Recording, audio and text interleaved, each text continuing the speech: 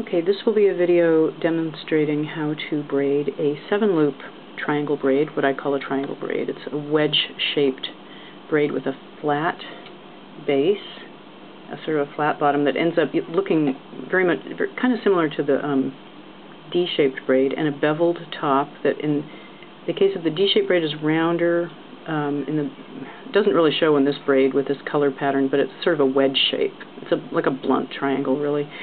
And in this video, I'll be demonstrating how to make the edge 2 patterns. The pattern I called edge, which on any braid, like a square braid or any braid that can have an edge pattern, it's lengthwise stripes of 2 colors made using bicolor loops.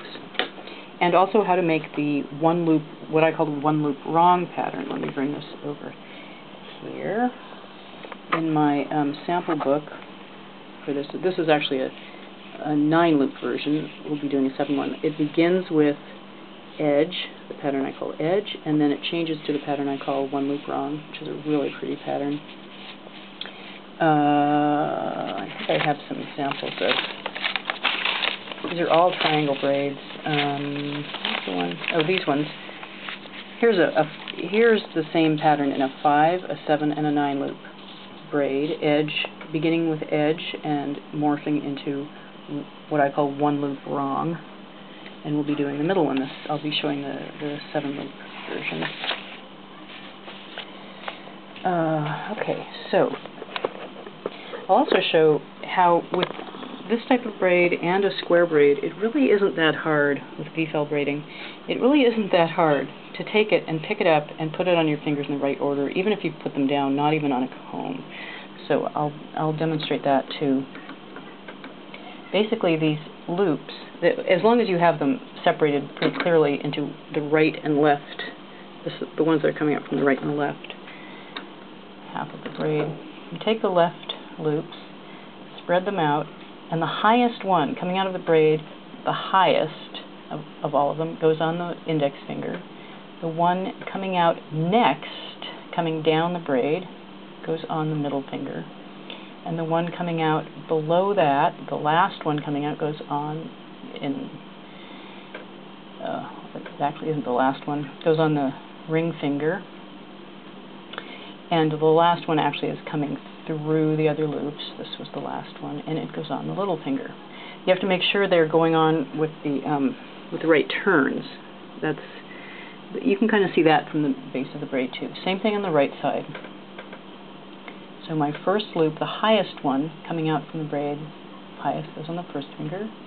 The next one down goes on the second finger, and the last one that comes through the opposite loops from the other side goes onto the lowest finger. And in this braid, it should have, in this braid and in a square braid, received a turn at that last crossing, and I've put it on without a turn. I can see that very clearly. The upper shank is going to the upper layer of the braid, the lower one comes from the lower layer, so I'm going to turn it over in the direction that it would have come. And this is the loop setup for edge pattern in both a square braid and the D-shaped braid.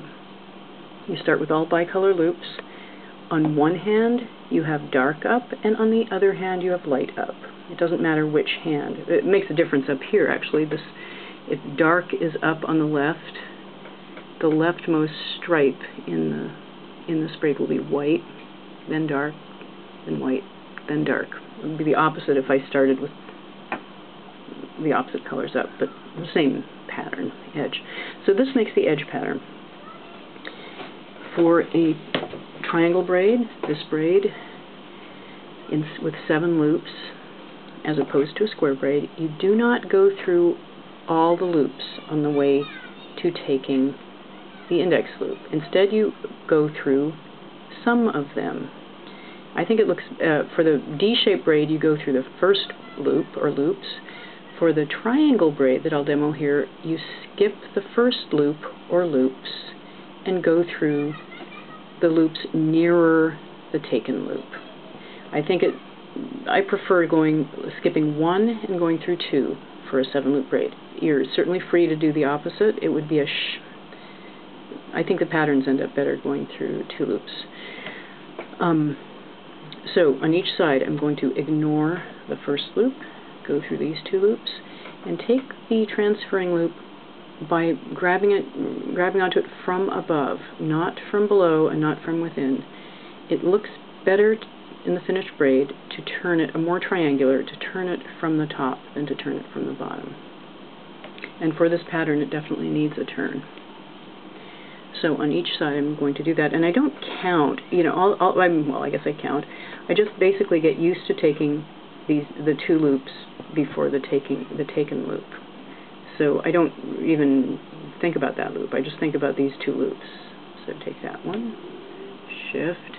I'm assuming you already know how to braid from my earlier tutorials on square braids. I think square braids really are the most basic.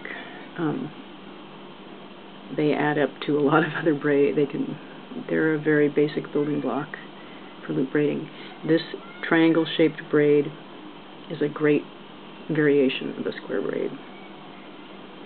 Okay, so basically that makes edge pattern. Each time you turn a loop, when you take it, it comes over to the other hand with the opposite color up. So you will always, it's very easy to troubleshoot with this braid, you should always have black up on the left hand and white up on the right hand for my braid. Those are my colors I'm using, and that always stays the same. So unbraiding is similar to unbraiding a square braid. You say I've shifted up and I'm ready to braid, but I want to undo. I shift down on the hand with fewer loops. Now I'm going to use my index finger to reach through the first two, always ignoring the bottom one, and get back the loop that was just the last loop taken. That's the one on the little finger of the other hand. And I'm going to get it back by grabbing it from above. So we'll give it a reverse, undo the turn I gave it before. Now same thing on the other hand. I'm going to shift down, making room on the index finger, reach through two, grab the loop that had been taken from above, turning it and bringing it back. So it's just as easy to undo as it is to do. Easier maybe because you don't have to tighten it when you're undoing. Okay, so that's the undoing move. Let's go back to doing, and I'll show you here I'm braiding it again. Now I will demo the one loop wrong pattern, which I think is a really pretty pattern. And all it is basically you have the same setup as for edge, but you turn one loop, any loop, to be in the opposite configuration. And one loop will always be wrong. One loop will, in this pattern, one loop will be contrary to all the other loops on its hand. And that you will see it wandering along from hand to hand. I am not going to just take an arbitrary loop here and turn it, because that could cause a little discrepancy in the braid here. What I will do, I'll just take the first loop wrongly. I will take the first one without giving it a turn. It is now in the opposite.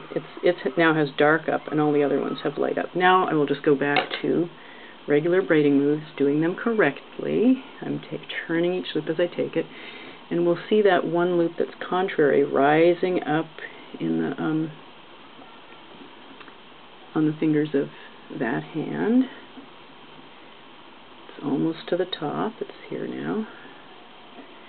And by the time I reach that hand again, now it is up at the top, and I'm going to take it the same way. I'm braiding that. That was my setup. Now I'm just braiding. I'm not doing anything differently with that loop. And it will make a nice little, that loop will make a nice little contrast design on the braid. So all the other loops will maintain the edge pattern. All the other loops will keep their black shank up on one side and their white shank up on the other side. And there will be one contrary loop moving down the braid, creating a nice little pattern. One thing about this braid, I said this in the 5-loop version too, is that it's an odd braid. It has basically the loops that are being passed over, that your finger is going over, is taking the other loop. This loop on the little finger was passed over. When the loop comes through, goes through those two, and the taken loop pushes down in the braid. It kind of pushes that ignored loop down into sort of a crevice that materializes. Can't really see it in this color pattern, but the very center of this braid, sort of a crevice. You can pull it apart and look down in there, and it should stay a crevice. It shouldn't be visible. What's down in there is sort of hidden. Sometimes, especially with really the 5-loop braid, that crevice can open up and the braid can morph into another shape. And basically, it doesn't happen if you don't pull too hard on the index loops. If you pull hard on them, you'll see that crevice open up and the triangle shape kind of get wrecked, opened up. So you, if anything, you pull a tad more on the little finger loops and the lower loops when you tighten this braid. That makes it, it gives it that nice, well, sort of crisp, leaning side triangle shape. So, okay, let's see how this is looking. It takes, with 7 loops, it takes 7 full loop transfers. That's not 7 full loop transfers, 7 full cycles, which is really 14 loop transfers, to make a full pattern repeat in the braid. So I want it to show. Let's get down a little bit further here. Oh, and say you wanted to go back to, edge, just have this pattern in the middle. This is really a pickup technique to change patterns with bicolor loops. You can go back to the original pattern by keeping your eye on the odd loop. There it is. There's the one that's counter to all its neighbors. It's black up. And when it comes time to take it again, take it wrong again. Do it like you did before without turning it, and it will see it's ready to be the transferring loop. And now I'm going to take it without giving it a turn. That will bring it back into the it'll bring it back into the correct configuration for edge. So now my loops will be making the plain lengthwise striping pattern rather than the contrast zigzag pattern. And again, if you want to make, I've gone on a little far for this, but if you want to make a divided area in your braid for a loop, like I started with a loop up there. If I want to make it divide, I switch to divided square braid moves. A braid where you skip a loop like this, an unorthodox braid where you go over a whole loop, isn't going to divide into an upper and lower layer. They're tied together at that point. So now, if I do want to make a loop here, I will start braiding through all my loops without turning any of them over. This is a divided square braid, and this will let me make sure I didn't turn that, and this will cause the braid to split into 2 braids. If I do that temporarily, I'll have a nice loop in my braid. Join it up. I tend to do this at the end of braids. I often, before I make the loop, I often braid wrongly or whatever until all the black shanks are up, and then I would get a blank, an all black, or say an all white. Let me undo that. Is that long enough? Now let me do a little more. Okay, the last one through was on the right. Here we go.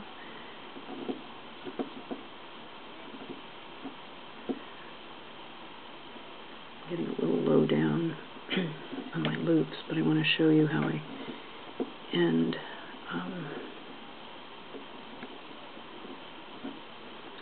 Okay, so that's a long enough loop. So now to close it, I would do, for a 7-loop braid, 7 transfers when I turn my loop. I'm just doing square braid moves here instead of I could use the triangle braid moves, but I'm just tying it off basically at the bottom of the loop, so I don't need to. Of course, I've lost count, but that should be about it since I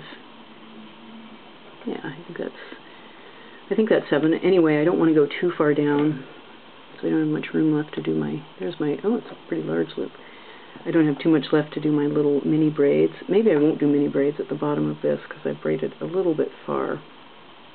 However, with 7 loops, you can do a nice set of 4. You can have 4 mini braids coming out the bottom because you can first take these 4 and make divided. I'll do little short ones.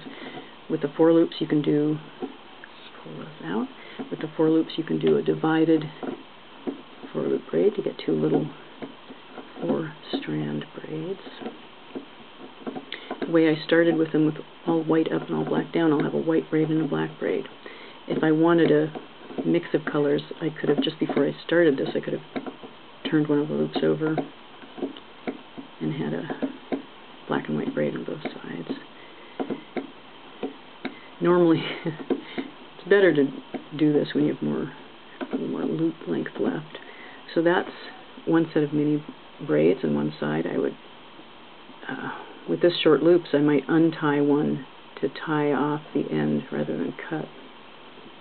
And then on this side I had the 3, so I can separate these and then I can make a divided 3 loop braid.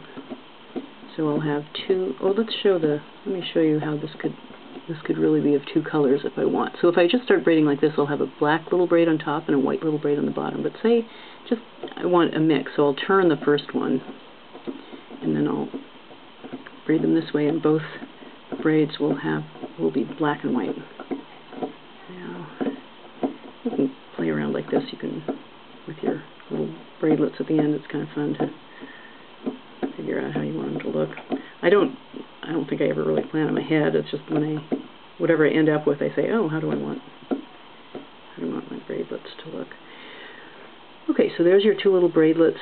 Now you would tie them off. Since I braided down so far, I'm actually, if I wanted to, I'm not going to cut these, the ones I tie. I just don't have much length left to tie. I'm going to have to undo the knot at the bottom.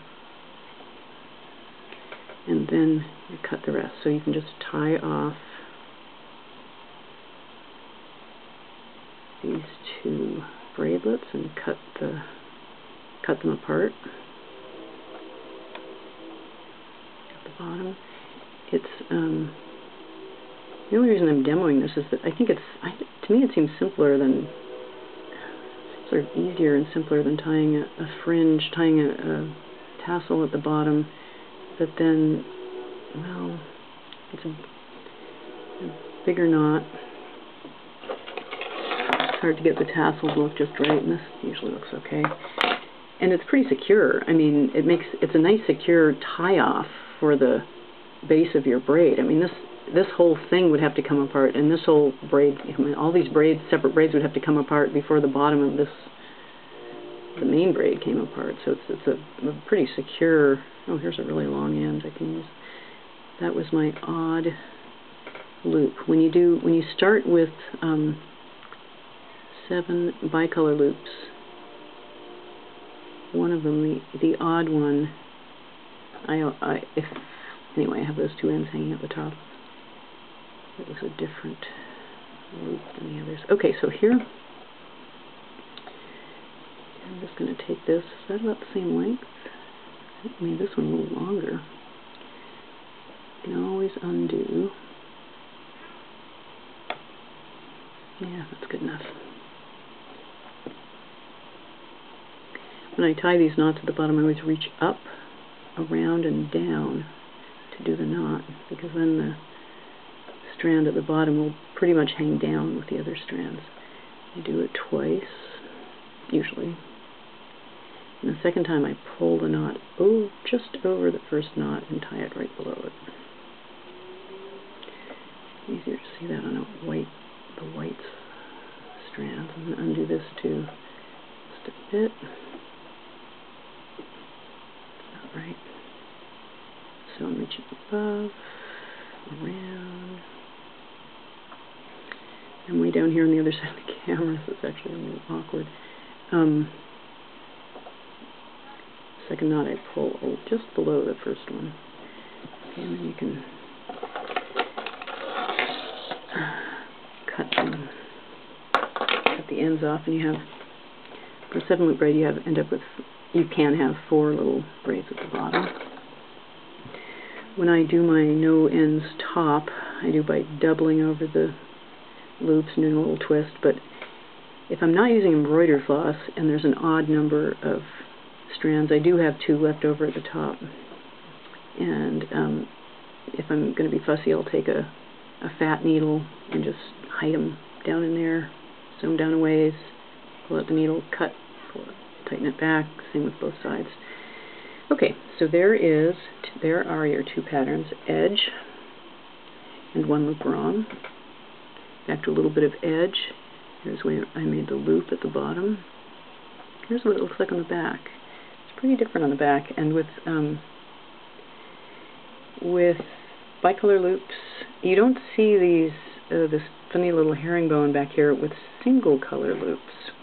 It's bicolor loops that you see this little contrasting bit. That's the part that you pushed down in the middle. That's the white and black shank of one of the loops that, you know, got ignored. Gets pushed down, and you kind of see both colors on the back there. Anyway, there you go. And this pattern can also be made with 5 loops. Basically, black up on one side, white up on the other side, with however many loops you're going to do. Will create this edge pattern. And turning one of them to be opposite, or starting with one in the opposite position you'll have, is the way to make the 1 loop wrong pattern. Thanks for watching.